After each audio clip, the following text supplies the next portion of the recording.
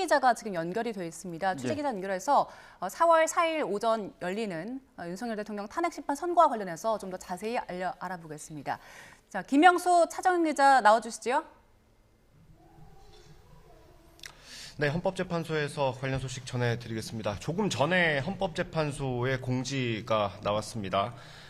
전해드린 것처럼 윤석열 대통령의 탄핵심판 선고 날짜가 지정이 됐습니다. 오는 금요일입니다. 오전 11시, 4일 오전 11시에 대통령에 대한 탄핵심판 선고가 있을 예정입니다. 지난해 12월 14일 탄핵소추안이 헌재 접수된 지 108일 만에 선고 날짜가 지정이 된 거고요. 선고는 111일 만으로 볼 수 있습니다. 저희가 여러 차례 전해드린 것처럼 두 대통령 사건이 모두 금요일에 선고가 됐었죠. 이번에도 마찬가지로 금요일로 선고 날짜가 결정이 됐습니다. 보통 변론은 오전 10시 아니면 오후 2시쯤 했었는데 선고 시간은 11시로 오전 11시로 결정이 됐습니다. 지난 2월 탄핵심판의 변론이 모두 끝난 뒤로는 한 30여일 만에 선고가 이뤄지게 됐습니다. 사실 저희가 며칠 동안 계속해서 평이가 좀 길어지고 있다, 선고 날짜가 좀 지정이 안 되고 있다라는 얘기를 계속해서 전해드렸었는데 그런 원인이 좀 추정되는 것들이 있었죠? 네, 윤 대통령 탄핵심판 역대 최장 수기 기록을 갱신했었는데요. 지금까지 저희 YTN 취재를 종합해보면 쟁점에 따라 재판관들의 다른 의견들이 있었던 것으로 추정이 됩니다. 여기서 의견이 다르다는 건 탄핵 인용이냐, 기각이냐, 또 각하일 수도 있고요. 또 아니면 쟁점에 따라 탄핵 사유가 되는지 안 되는지에 대한 의견일 수도 있습니다. 예를 들어 계엄 선포에 대한 절차적 정당성이 쟁점이라고 보면 사실관계에 따른 판단이 다를 수도 있고요. 또 사실관계에 대한 판단은 같더라도 이게 탄핵에 이를 만한 정도인지 탄핵 사유가 되는지 안 되는지 다를 수 있다는 겁니다. 결국 선고일 결정문이 나오는 걸 봐야지 왜 이렇게 늦어졌는지 추론해 볼 수 있을 것 같습니다. 네, 선고 날짜가 지정이 되긴 했지만 결정이 어떻게 나왔는지 그리고 결정을 했는지까지 우리가 확인을 할 수는 없는 상황입니다. 탄핵 인용인지 기각인지 또는 각하인지 재판관들이 종합적인 의견을 내는 걸 평결이라고 부릅니다. 이걸 이제 표결에 대한 의미가 있는 것인데 과거 박근혜 전 대통령 탄핵심판 같은 경우는 당일날 선고 당일날 평결을 했다는 얘기가 들리기도 합니다. 최대한 보안을 유지하기 위한 조치로 분석이 됐는데 이번에도 그럴 가능성이 없지 않을 것 같습니다. 왜냐하면 박근혜 전 대통령 사건 같은 경우는 오전 11시에 선고가 됐었는데 이번에도 선고 시각이 11시로 지정이 됐죠. 그러면 직전에 평결을 한 뒤에 선고할 가능성도 배제할 수 없을 것 같습니다. 아무래도 사안 곳곳에 이견이 있었기 때문에 그런 절차를 밟을 가능성이 있을 것 같고요. 그렇다면 이 선고하는 날 윤석열 대통령이 직접 출석하게 될지도 좀 관심인데 어떻습니까? 네, 앞서 윤 대통령은 11차례 진행된 탄핵심판 변론기일 가운데 8번 출석을 했습니다. 구속된 상태에서도 매번 구치소와 헌재를 오가면서도 재판에 출석을 했는데요.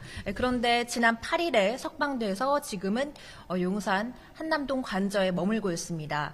구치소에 있을 때도 출석이 제한되어 있었던 건 아니지만 몸이 가벼워졌다고 봐야 할 것 같습니다. 그래서 선고일에도 나올 가능성이 있다는 분석인데요. 다만 법적으로는 피청 고인이 나오지 않더라도 선고하는 데는 문제는 없기 때문에 어떻게 될지는 두고 봐야 될 것 같습니다. 예, 네, 아직 고민할 부분들이 좀 많은 것 같습니다. 워낙 또 많은 사람들이 몰릴 게 예상이 되고요. 또 경호상의 문제, 현직 대통령 신분이기 때문에 경호상의 문제를 고민하지 않을 수 없습니다. 여기에 예상되는 심판 결과에 따라 정치적인 고려를 할 가능성도 있습니다. 직접 나왔을 때 만약에 파면되지 않는다면, 기각이 된다면 극적인 장면을 연출할 수 있죠. 윤 대통령으로서는요. 그리고 반대라면 또 역효과가 있을 수 있습니다. 그래서 셈법이 좀 복잡할 텐데 대리인단은 일단 현재까지 검토 중이다라는 입장을 밝혀왔습니다. 과거와 마찬가지로 이번 탄핵심판 선고도 생중계하기로 했죠? 네, 그렇습니다. 탄핵심판 변론 영상은 저희가 상당 부분 방송으로 전해드렸는데요. 근데 그 당시의 영상은 녹화된 영상이라서 엄연히 따지면 생중계는 아니었습니다. 하지만 선고 당일 이번 주 금요일에는 생중계로 볼 수 있습니다. 헌법재판소는 조금 전 공지를 통해 선고기일 심판정 상황이 생중계된다면서 또 일반인들의 방청도 허용된다고 밝혔습니다. 앞서 노무현 박근혜 전 대통령 사건 선고 때도 생중계가 결정되면서 그대로 송출이 됐는데요. 국민의 알 권리 등 종합적인 판단을 하게 될 것으로 보입니다. 이것도 재판관 평의를 통해 결정이 됐는데 결국 생방송을 결정하게 된 것으로 보입니다. 네, 탄핵 심판 포함해서 헌법재판소의 결정은 단심제라서 이의제기 절차가 없습니다. 주문이 선고된 시점부터 효력이 발생하게 되는데요. 만약에 기각이나 각하가 된다면 윤 대통령은 곧바로 대통령 직무에 복귀하게 됩니다. 노무현 전 대통령의 경우 기각이 되고 바로 청와대로 출근한 적이 있습니다. 윤 대통령도 만약에 금요일 선고에서 기각이나 각하 결정이 나온다면 곧바로 대통령실로 출근할 가능성이 있어 보입니다. 만약에 탄핵이 인용된다면 어떻게 되는 거죠? 네, 인용도 마찬가지로 재판관이 주문을 읽는 순간 효력이 발생합니다. 박근혜 전 대통령 사례를 보면 3월 10일 11시 21분 기준으로 파면한다고 결정문에 이렇게 고지가 되어 있고요. 이 시간에 피청구인 대통령 박근혜를 파면한다라는 주문을 읽었습니다. 이 시간까지 결정문에 담기게 되는 셈인데요. 윤 대통령이 만약에 파면이 되면 관저를 비우고 사저로 가야 합니다. 박근혜 전 대통령의 경우에도 파면 선고된 지 사흘째 되던 날 삼성동 사저로 이동을 한 바 있습니다.